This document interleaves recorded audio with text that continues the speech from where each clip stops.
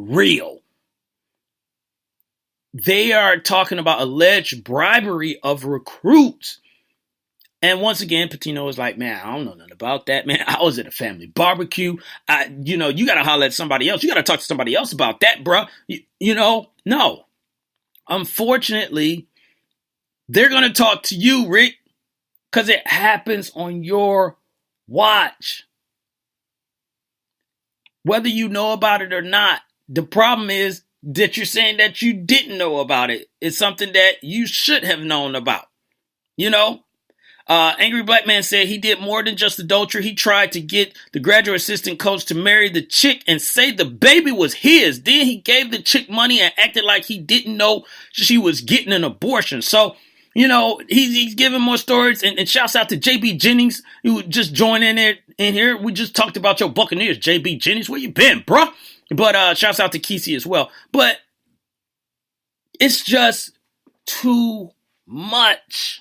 It's only so much that the university, was maybe in people may not like it when I say this, but this is the honest truth. And I think Angry Black Man will agree with me on this.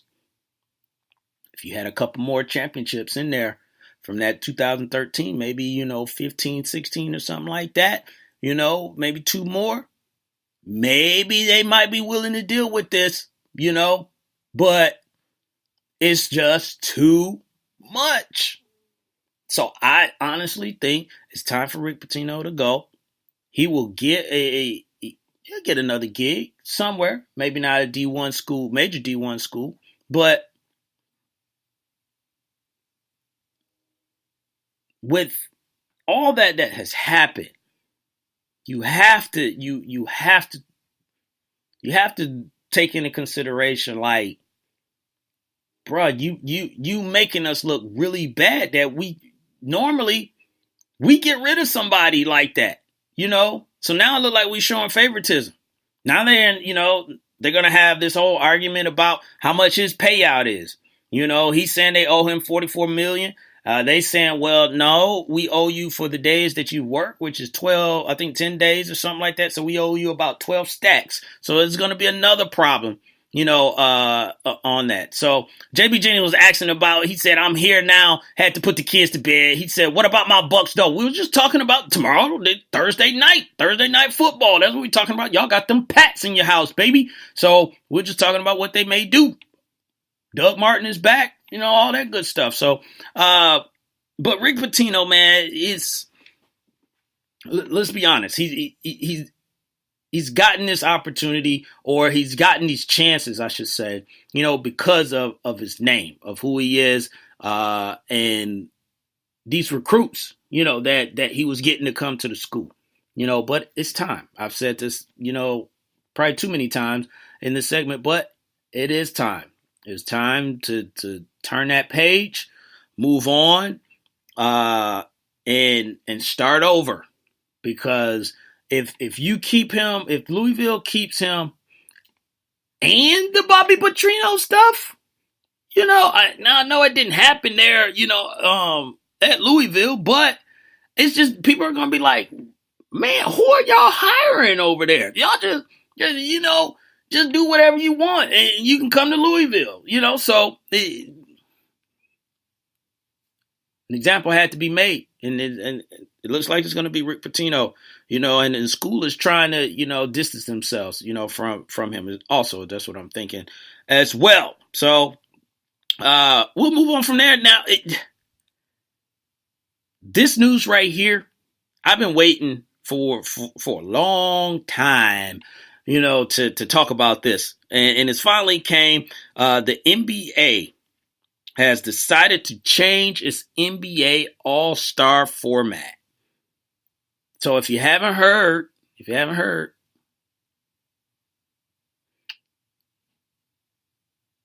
going to change up. Kind of like I think hockey did this at one point, and the NFL did it to a certain degree. They had a team versus just one person, but they're going to do a captains. They're going to do two captains, and then they're going to let the captains choose their all-star team. Now, how will this work? I'll tell you how it works. The top two vote getters overall, in the NBA will be captains. So, of course, whoever gets the highest will probably get the first pick, and then you'll go on back and forth, and they'll, pick.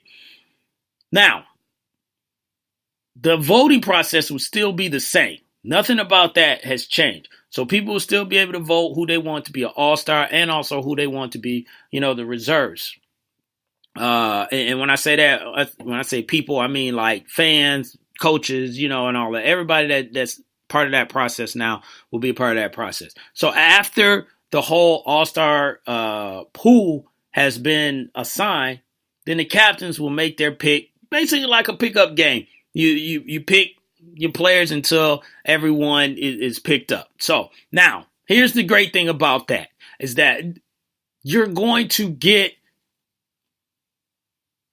some teams or players on teams that you wouldn't have got before.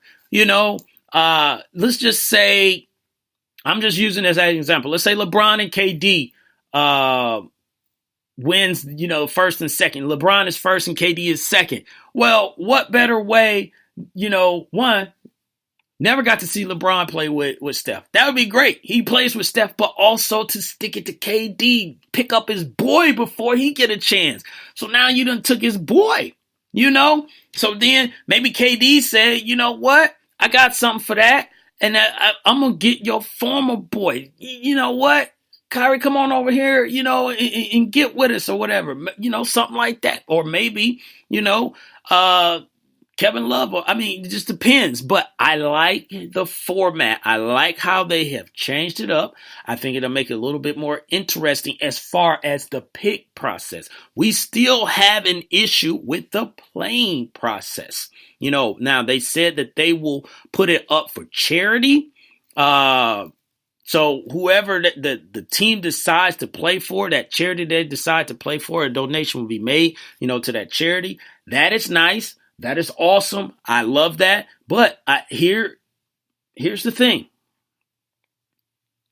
They always played this, this exhibition game, throw up alley-oops and all this stuff. And then they say, well, we get serious in the fourth quarter.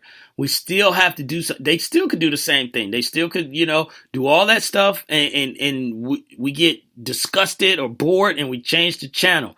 There still is going to have to be a game.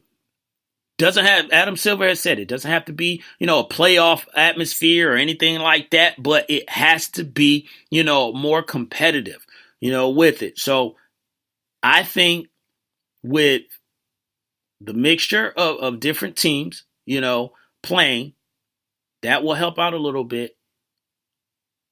I think maybe the push from the commissioner, like, yo, y'all need to, really play this game like it's supposed to be played because people are not watching this stuff, like we want them. And probably the biggest thing, with this is that, can you imagine? Can you just think about it for a second? Can you imagine if they kept it like the old format after everybody that's from the East that went West? It would be the All-Star game would be nasty because Jimmy Butler's over there. You got to think he's probably going to be a, all-star. It's a voting process. You never know with Carmelo now that he's, in OKC. Possibly. I don't know. I'm not saying that, but possibly. Even though he got chosen by the coaches last year. Paul George is over there on the west side now. So he could easily be, all-star. That's 3 guys right there that could take, spots. And then someone from the West would get left off. And we would be having a heart attack, about that. So, yeah, it is. I think it came with Adam Silver was like, no, we can't have the West just stacked. And then we got some guys, on the East, that's pretty good, but not good enough. It's already tough as it is, but I do like the format. If we can get a competitive game now, I think that would be awesome. Again, no playoff atmosphere, but we need something better than what they were giving us the last 3-4 years. That was some mess. I'm sorry. Somebody may be upset, but that's exactly what it was. It was some mess. I was changing the channel, man. I'm over here watching the Big Bang Theory instead of watching the NBA All-Star game, because no one wants to just see you try and throw up, NBA 2K, alley-oops and all that stuff for the whole game. Nah. It turned into a popularity, contest. It turned into, I'm gonna hang out with everybody and point at Kevin Hart and say, "What's up, Kevin? Did you just see what I did?" And Kevin say something back, all that stuff. That stuff is good, but we still need a basketball game. That's why we came. That's why we turned the channel, on to wherever it's being broadcasted. We want to see a basketball game. So at the end of the day, I'm going to clap my hands like we do. We need a basketball game. As we get that, then we'll be all right. And next up, we're going to talk about last week. I gave you my top 8 for the West, or how I seen how the playoffs, is going to go down. So this week, I told you I would do the East Coast. So I'm going to do the East Coast as well and give you my top 8 on that. And now, again, I reserve the right to change these if I so choose, but because it's still early. But right now, as far as like what I'm looking at or what I'm feeling, it's more of a gut feeling, than anything. These are my top 8 that I got making the playoffs. Okay? All right? So just bear with me, and I'll tell you why. So number 8, who I got going to the playoffs is going to be the Philadelphia 76ers. What? Yes, I got the Philadelphia 76ers, and here's why. And this is a big, here's why. First thing they need to do, they need to stay healthy. If they can stay healthy with the guys that they got, they can make some noise in the East. We already know the East is not as strong as it once was or is, or whatever you want to call it. There's a possibility for someone to get in here and make some moves. Now, and the reason I say that too is that there's some other teams that have lost players, and to me has cost them an opportunity in the playoffs. And I hate to say it, but I'm here in Atlanta, and I'm going to say the Hawks is one of them. I mean, you have lost your starting 5 guys that won you 60 games in a matter of 3 years, I want to say. Korver is not there. Jeff Teague is gone. Al Horford left. Did I say Kyle Korver? I think I said Kyle Korver. Millsap, and I'm drawing a blank, but they're all gone. DeMarre Carroll, they're all gone. Those were your 5 guys that won 60 games, and they're not on the team at all anymore. So to me, Atlanta's in a rebuilding stage. So that they take a step down, Philadelphia can take a step up. So I got them at number 8. Also, why I got them at number 8 is the potential. We saw Joel Embiid last year. He was on a minute count and everything. If you can just get him and be able to unleash him like you want, he is going to be an all-star. I don't think anyone's going to disagree with that. You got Ben Simmons. Ben Simmons, he had an injury, so now he's going to be expected to be a big contributor. Markelle Fultz, point guard. So now you got your center. You got your forward who in Ben Simmons that can play as a guard as well, and you got your point guard, a big point guard, and Markelle Fultz that's 6'4". But also you got guys on your team, that are quality players. You got guys like Chris Humphries. A lot of people sleep on Chris Humphries. People talk about Chris Humphries only about the Kardashians, which to me is just unfair.